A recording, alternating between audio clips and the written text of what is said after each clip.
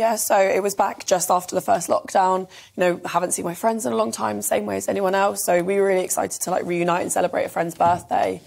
We'd gone to a restaurant like normal, had lunch, had a couple of glasses of wine.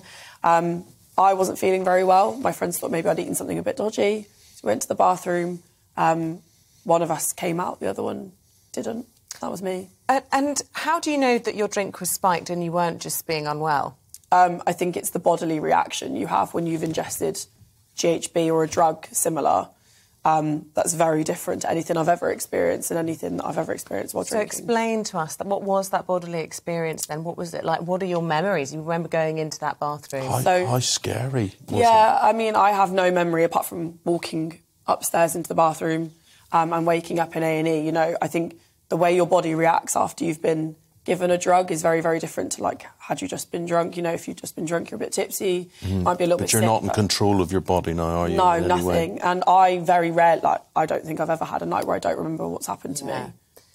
And, of course, that's the big fear, isn't it? I mean, you were with friends. It was, luckily, cold light of day, but heaven forbid that had happened in a situation where you were isolated or, you know, couldn't get to safety. Then it would have been a horrible outcome. So what was the outcome? What happened to you? Did someone then pick you up and bring you to hospital? Did medics attend? What happened? So, actually, my best friend is a doctor.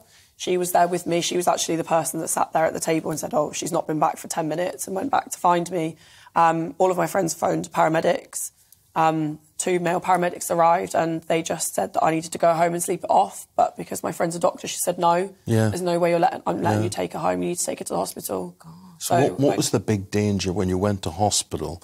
What were they diagnosing? What were they seeing? I mean, I personally, I didn't get any medical records. I phoned back to try and get some kind of record of what happened to me, but I wasn't given any. I wasn't discharged with any papers, so I don't actually know what happened.